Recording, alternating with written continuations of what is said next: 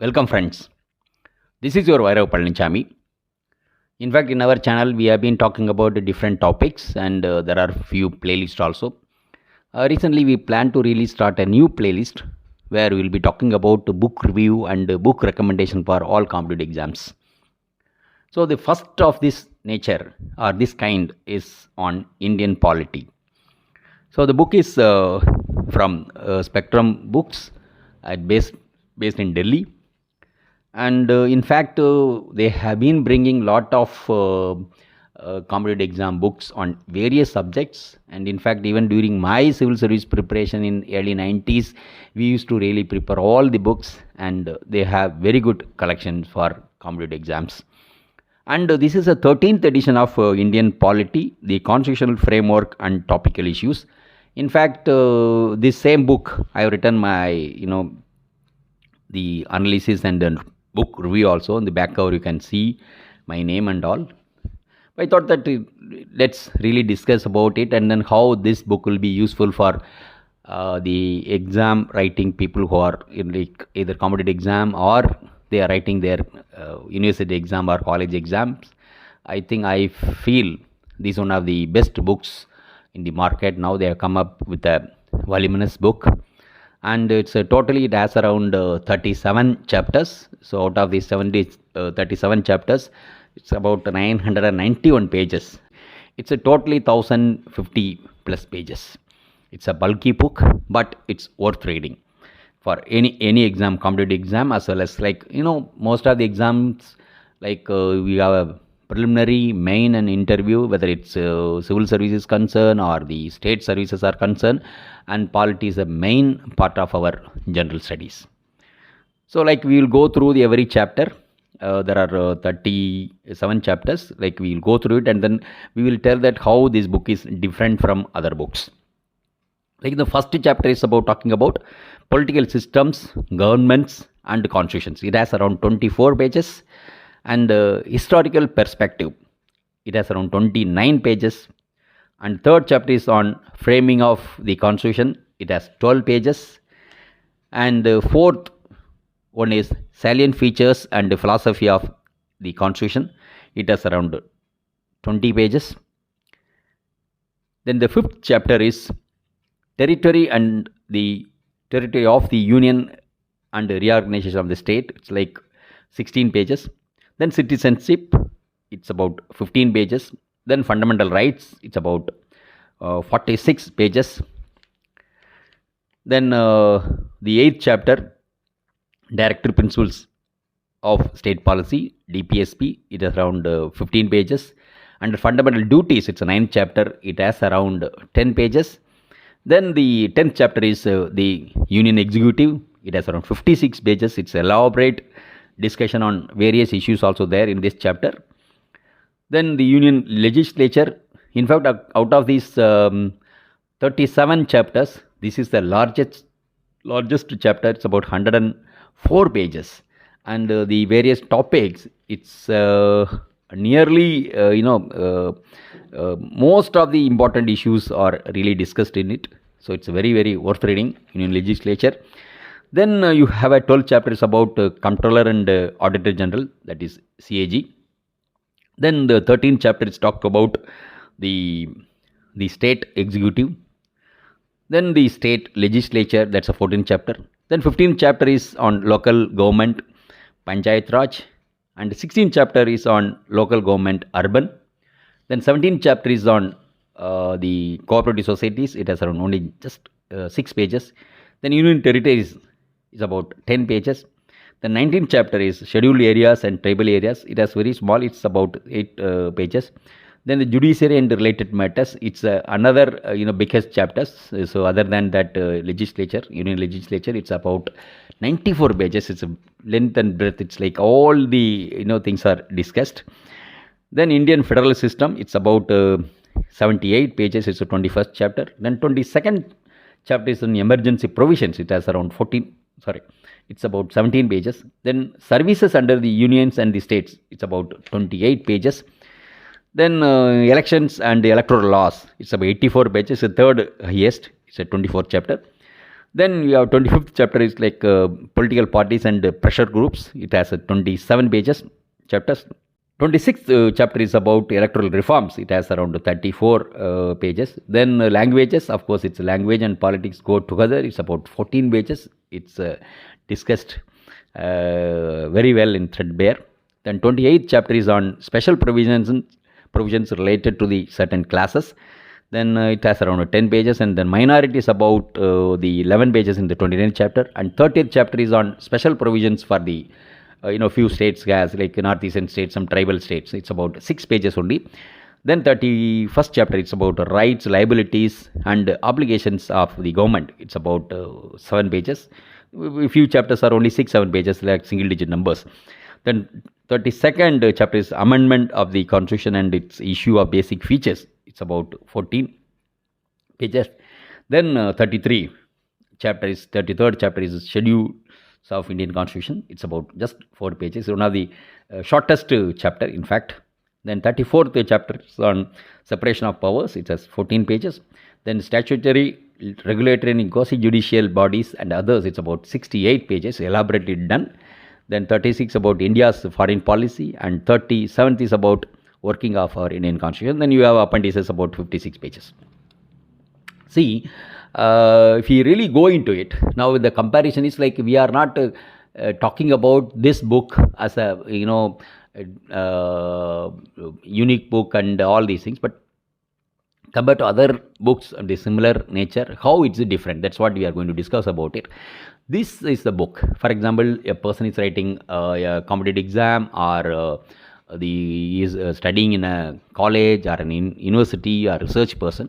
This is giving elaborate account about, for example, multiple choice question. Then it's a preliminary stage. In all the exams, it will be a points or discussed. Now the questions are very, very complicated nature. Even in civil services, one has to really read threadbare about it, understand the subjects well. Otherwise, it's too difficult to answer questions. Questions are not direct. So one has to really understand the subject, and this book really gives a full understanding about various chapters. Number 1. Number 2, it's about the main examination. Main examination is like it deals about various chapters. So how these individual chapters are really dealing about it. So that is being dealt in very, very detail. So this is another important feature of this book. And third and very important one is about discussion. After finishing every chapter, so there is a discussion on different subjects. Like out of these 37 chapters, but few chapters which we would like to really discuss about it, and then how they are talking about it, mainly about the discussion and analysis. So why it is needed? Somebody is going to write an examination, especially the competitive exams. Now the discussion point, it is for analysis in the mains point of view and the interview point of view. So these two are very, very important. For example, now we'll start with a few chapters in the model. We'll see that. The third chapter, it's a framing of the Indian Constitution. The discussion point, was the assembly sovereign? So that's really a tough question. So then the charges of the assembly being the Congress body and dominated by Hindus and lawyers. So that's another question. It is in the third chapter. But this is a discussion point. So when the discussion point comes, once the chapters are dealt in detail, then the discussion point comes in the last. So every chapter, very, very important chapters, they deal about discussion. So what is discussion? So these are the salient feature, and which will be very, very useful for a person to really write the examination in a very unique way. And there is an interview. The person is being asked, the interview board asks a question about particular issue. Person really, a competitive person, then student or aspirant goes to read the book, will be able to really give the point, the argument in a very, very better and valid manner with the points.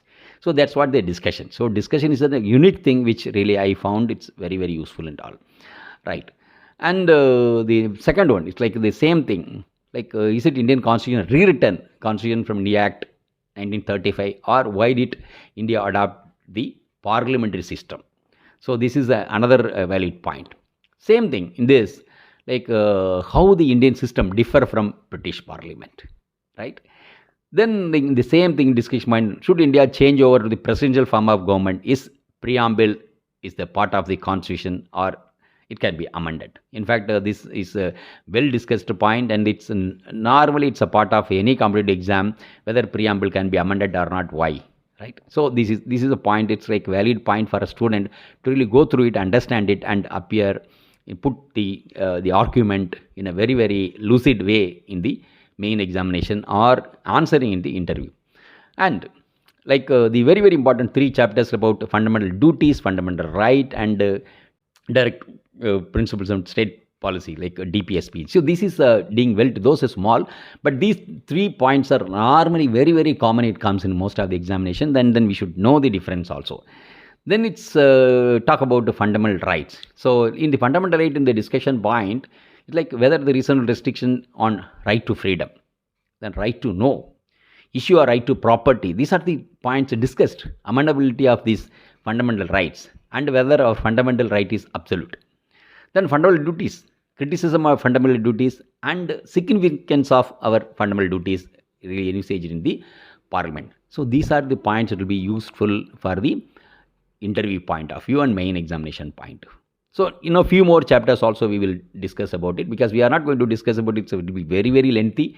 Then we come to the 10th chapter, the union of executive, like a position of Indian president compared to any other president, and veto power with the president of India, ordinance making power, and coalition government. Ordinance, we know that when ordinance comes, and coalition, like after since 1996, the coalition government was there for nearly 18 years, and then till 2014, and 2014 onwards, the majority government rules India, right?